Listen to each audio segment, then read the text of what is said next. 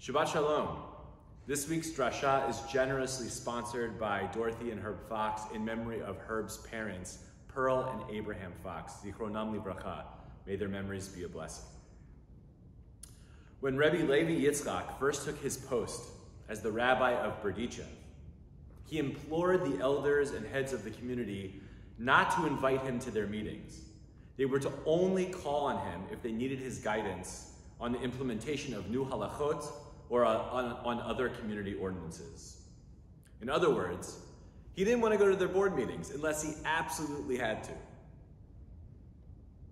One day, not too long after he started, they called him to one of their meetings to discuss an urgent matter. When he arrived, he asked, "Okay, what is the new procedure you wish to discuss with me?" They responded, "Rabbi, we are so tired of all the poor people who continually beg at the entrance of the shul. Instead, we wish to hang a tzedakah box on the wall so that all the people of means in our community can give according to their capability, and these funds will then in turn go to provide for the needy." When Reb Levi heard their request, he was incensed. "Did I not ask you to only call me when you had new business to discuss? This is an old community procedure." "But Master," they replied, "this is a new procedure. We've never done this before." "No, you're mistaken," he cried. "It is as old as Avraham Avinu. Do you not remember what happened to the girl of Stone who gave a beggar a piece of bread? How the people of that city abused her for the great crime she committed? Who knows? Maybe they had a community box into which the well-to-do dropped their tzedakah in order to not have to face their poor brothers and sisters eye to eye." Facing communal problems isn't easy.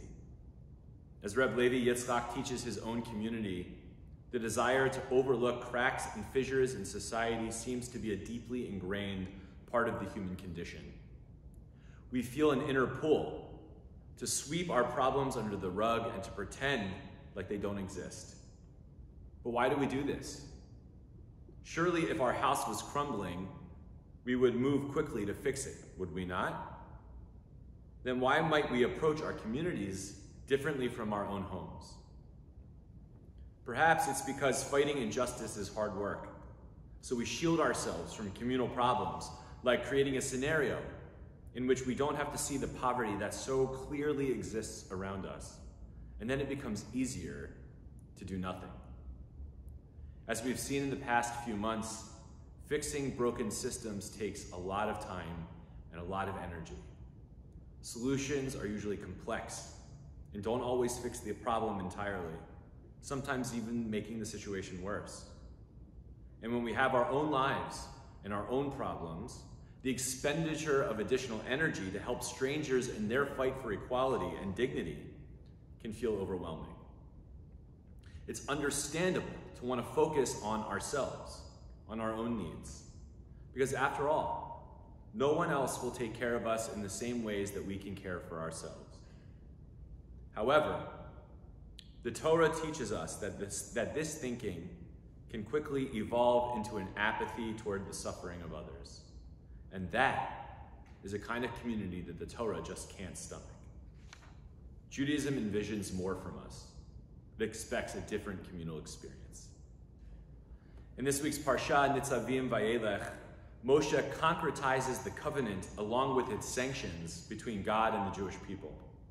He reassures them that this is an everlasting pact, not only for those who are present to receive it, but for all future generations as well. And Moshe acknowledges that there may be members of the community who don't fully buy into the agreement. Not only that, but they are actually heartened by intentionally violating the covenant. Moshe says, "Lest there should be among you man or woman, family or tribe, whose heart turns away this day from the Lord our God to go and serve other gods, lest there be among you a root that bears gall and wormwood, and it comes to pass when they hear the words of this curse, that they bless themselves in their heart, saying, I shall have peace, though I walk in the stubbornness of my heart. that the watered be swept away with the dry. We hear in Moses' words a very piercing critique of those who believe they are immune from the communal obligations we hold toward each other. Professor Jeffrey Tigay adds, this culprit deludes themselves, thinking that by remaining silent, while others swear allegiance to the covenant, they will be exempted from its consequences. Meaning, as individuals, we are not free of blame when a community fails to uphold its own moral standards.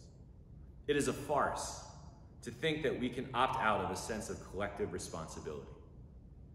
Even though we are individuals, we are in fact a part of a larger social ecosystem.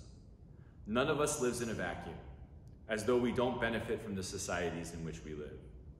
And this is Moshe's warning to those who would fool themselves into believing otherwise. If the community is crumbling, we have a moral obligation to grab a hammer and help prop it up again. It's as much our problem as it is anyone else's. Rabbi Jonathan Sacks, in his new book, Morality, Restoring the Common Good in Divided Times, sees this as a major failing of our day. He opens with the following idea that articulates the Torah's doctrine for creating positive and caring communities. Societal freedom, he says, cannot be sustained by market economics and liberal democratic politics alone. It needs a third element, morality, a concern for the welfare of others, an active commitment to justice and compassion, a willingness to ask not just what is good for me, but what is good for all of us together. Sacks then goes on to list the negative consequences that stem from our failure to create broader definitions of collective responsibility. Despite the fact that our living standards, certainly here in America, are higher than ever in history, the number of people, and teens in particular, who experience joy, happiness, and meaning in their lives is declining, and rapidly. We see an epidemic of drug abuse and overdoses ravaging large swaths of our country. We see higher and higher rates of anxiety, depression, and attempted suicides. And we see generally high levels of communal outrage.